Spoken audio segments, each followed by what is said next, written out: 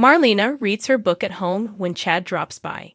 He had to see with his own two eyes that she was alive. He's so happy she's back, but tears up as he asks about Kate. All Marlena knows is that Rolf had a serum Megan wanted to test out. Kate refused to cooperate, and they heard a gunshot. She assumes the shooter was the henchman who took Kayla. Chad tells her that the henchman could be Thomas Banks. Marlena didn't see Thomas, but she recalls someone else being there. Chad's happy to know she and Kayla were with Kate in her final days and that she went out fighting. Kayla finds a letter to her mother in Victor's wine cellar in Greece. Caroline returned it unopened. Kayla tears up upon reading Victor's words of apology for returning to Greece. His love was too deep to keep hidden, and he didn't want to destroy her family. He knew they couldn't be married and have a family, but maybe they could have something of their own. He asked her to visit him in his childhood home. Even if only for a little while, they could be together. She could be his wife. At the Greek police station, Bo shifts and darts his eyes as Steve embraces him. Steve asks how he's alive and why he's posing as Shane Donovan. Bo lies that he's undercover for the ISA and needs to get evidence. He becomes agitated by Steve's further questioning. Steve grabs him and shouts that he's looking for Thomas Banks, who has Kayla.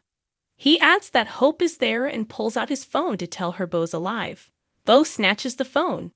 Bo tells Steve that Thomas Banks didn't take Kayla, he did. Steve demands answers. An impatient Bo tries to leave, but Steve grabs his arm. Bo pulls a switchblade, but Steve knows Bo won't hurt him. Bo reminds him he took his eye. He pins Steve to the wall and says, "How about I take the other?" He plunges his blade into the wall and pulls his gun. Steve doesn't know what happened to him, but he can't change 40 years of history. Bo will always be his closest friend. Bo tells his friend to shut the hell up and knocks him out. At the taverna, the balding white-haired owner, Constantine, angrily approaches Hope and Harris with a bat. He recognizes Harris as a patron from years ago and from reports of his crimes. He assumes Harris has escaped police custody and cocks the bat. He assures Hope she's safe now. Hope shows him the news report of Harris being cleared of all charges. Constantine stands down, apologizing. Hope shows Constantine Kayla's and Thomas Banks' photos. He only recognizes Thomas, who stayed there a few years ago, but hasn't seen him since. Constantine recalls how happy Hope and Harris were upon meeting in that very taverna. He's especially fond of Hope, who danced and threw plates. Hope insists that never happened.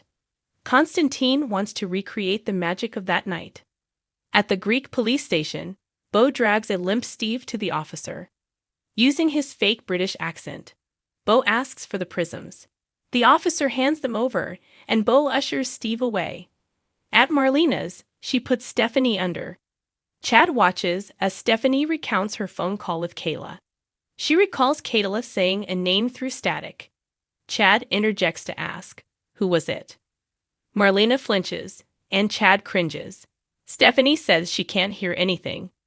Marlena brings her out of hypnosis, and Chad says he messed it up by jumping in.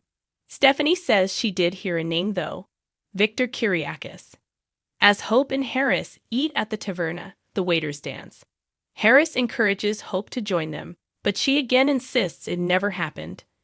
A waiter pulls Hope out of her chair.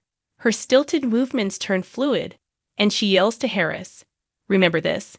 She throws plates. Hope pulls Harris to her, and the waiters circle them. They dance in each other's arms and kiss. In the wine cellar, Kayla finishes Victor's letter, which asks Caroline to consider his request. Bo returns with the prisms, and Steve. Kayla gasps. Bo holds Steve by his collar. Blood trickles down Steve's forehead, and his head lolls. When Bo leaves, Kayla rushes to her slumped husband. "Sweetness," he whispered.